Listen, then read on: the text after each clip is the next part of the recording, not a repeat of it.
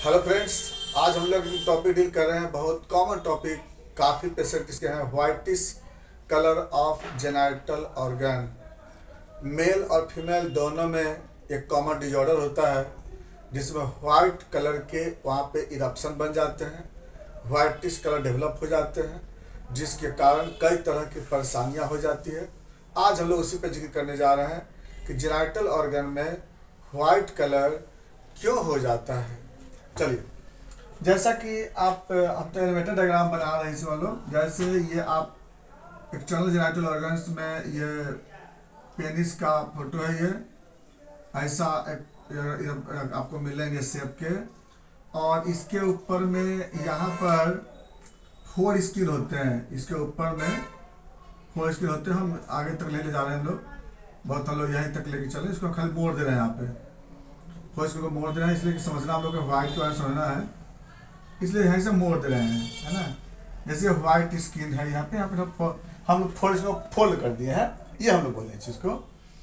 तो इसी जगह पे क्या होता है ना, बहुत सारे लोगों को यहाँ पे व्हाइट कलर डिपोजिट हो जाता है इस एरिया में। यहाँ पर देख रहे हैं ना, जो ग्लास पेंस के जो रूट होते हैं, यहाँ पे कुछ लोग का व्हाइट कलर डिपोजिट हो जाते हैं, कुछ लोग को यहाँ पे व्हाइट हो जाता है, कुछ लोग को इसके स्किन के 4 स्किन के अंदर में व्हाइट हो जाता है। उलट के देखने पर व्हाइट मिलेंगे, किसी किसी में व्हाइटिश यहाँ तक मिलते हैं। आखिर ये व्हाइटिश है क्या?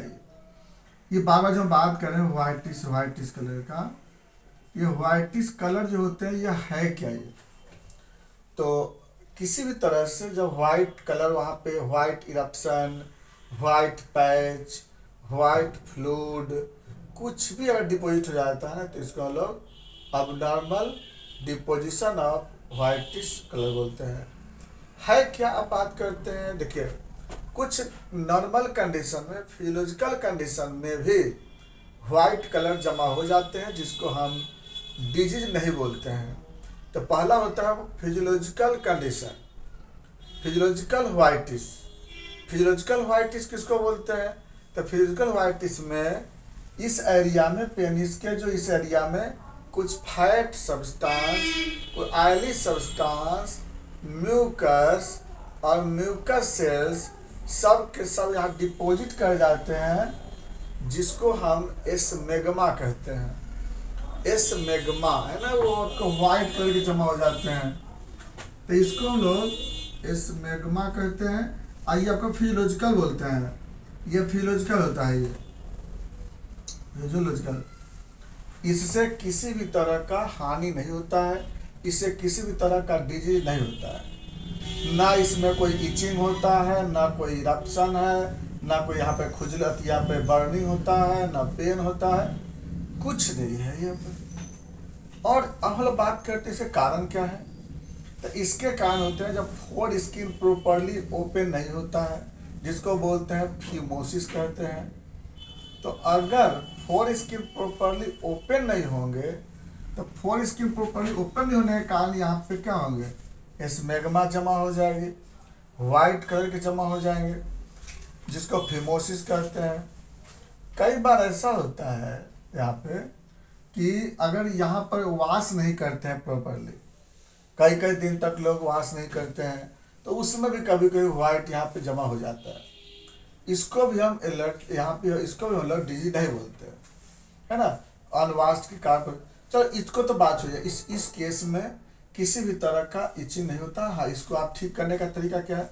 इसका ठीक करने का एक ही तरीका है, जब भी आप स्नान करते हैं तो डेली इसको क्या करना है, वॉश कर लेना है। ये तो करना है। अब आते हैं नंबर 2 में, आते हैं pathological whitish colour. Pathological whitish colour कैसे हो जाते हैं? पैथोलॉजिकल जो होते हैं उसमें कोई ना कोई पैथोलॉजिकल, जिसको लोग ल्यूकोप्लेकिया भी कहते हैं, ल्यूकोप्लेकिया। तो पैथोलॉजिकल का कारण क्या होता है? पैथोलॉजिकल में मतलब किसी डिजीज के कारण, कोई बीमारी के कारण यहाँ पे व्हाइट कलर हो जाते हैं, जिसका सबसे बड़ा कारण होता है यहाँ पर फंगस का डिपोजिशन। कौन से फंगस? फंगस का नाम है कैंडिडा अल्बिकेंस। कैंडिडा अल्बिकेंस, है ना, या इसको हम ईस्ट भी कहते हैं, है ना। कैंडिडा अल्बिकेंस तो ये जो होता है ना, जब यह डिपोजिशन हो जाता है तो इसकी वजह से व्हाइट हो जाते हैं। कैंडिडा अल्बिकेंस क्यों हो जाता है डिपोजिशन? या तो अनप्रोटेक्टेड सेक्स के कारण, या कोई क्लॉथ यूज करने के कारण, भींगा कपड़ा यूज करने के कारण, कहीं ना कोई कारण से क्या होता है ना, कैंडिडा पे जमा हो जाते हैं।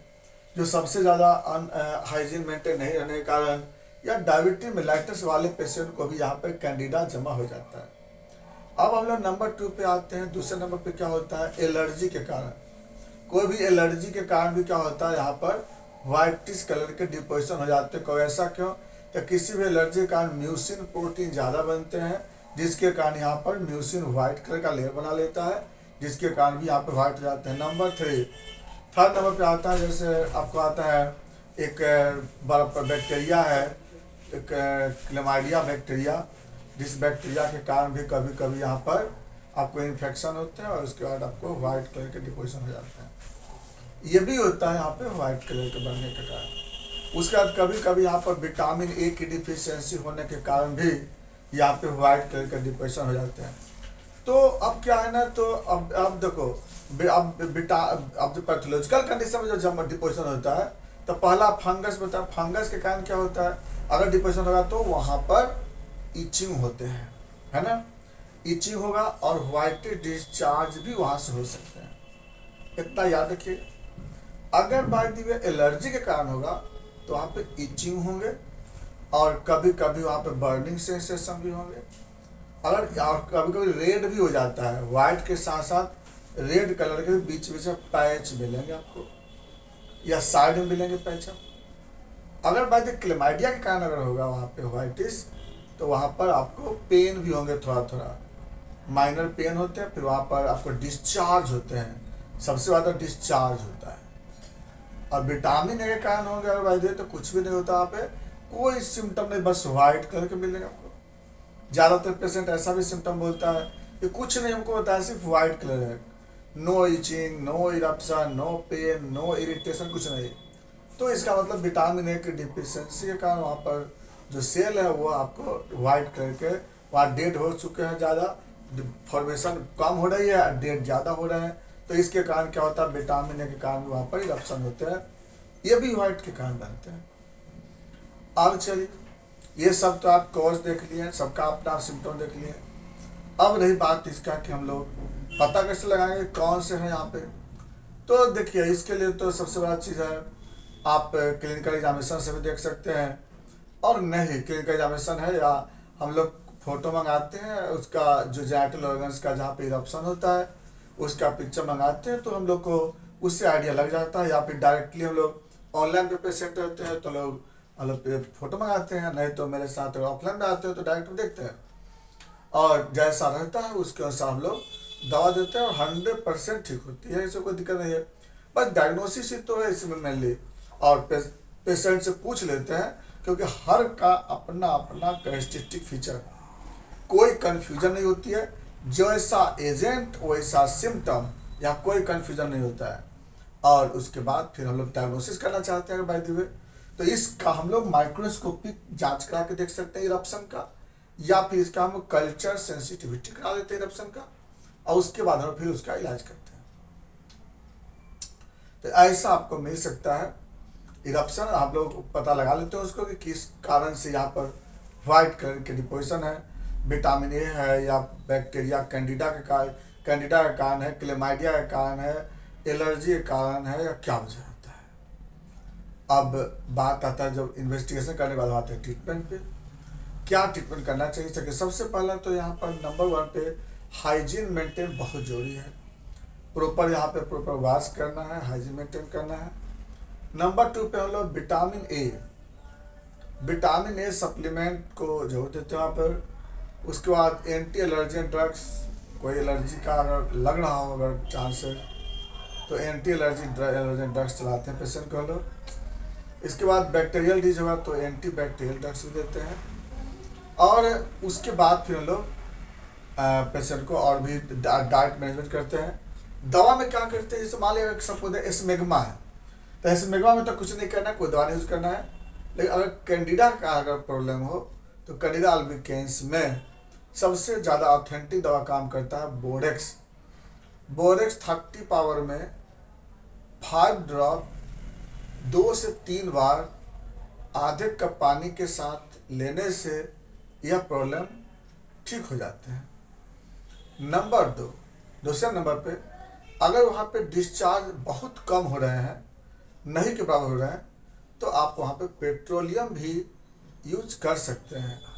पेट्रोलियम हम लोग 30 पावर में ये भी हम लोग 2 से 3 बार हम लोग देते हैं आधे कप पानी के साथ। अगर वहाँ डिस्चार्ज हो रहा है तो वहाँ पर लोग ग्रेफाइटिस यूज करते हैं। 5 ड्रॉप ग्रेफाइटिस 30 पावर में 5 ड्रॉप 3 टाइम वो भी दे सकते हैं।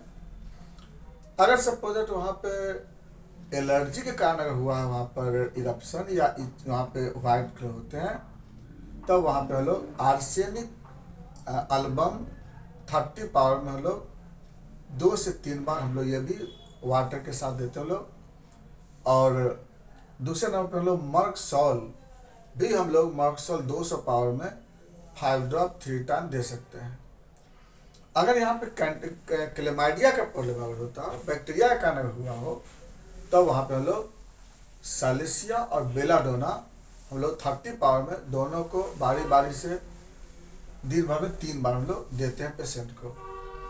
और अगर विटामिन ए के कारण अगर होता है बाय द वे, तब पेशेंट को कैप्सिकम 30 पावर में 5 ड्रॉप 3 टाइम देते हैं। साथ में लोग सीपिया भी लोग देते हैं पेशेंट को, और उसके हम लोग पेशेंट को ठीक करते हैं। इस ढंग से पेशेंट को हम लोग इलाज करते हैं।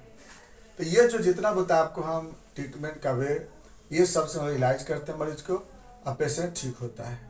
ये था आपका whitish colour of genital organs या पेनिस। अगर इसमें कोई तरह का आपको प्रॉब्लम होगा, आप श्योर है कहीं ना कहीं पेशेंट जरूर मिलते हैं, तो आप कंसल्ट करेंगे।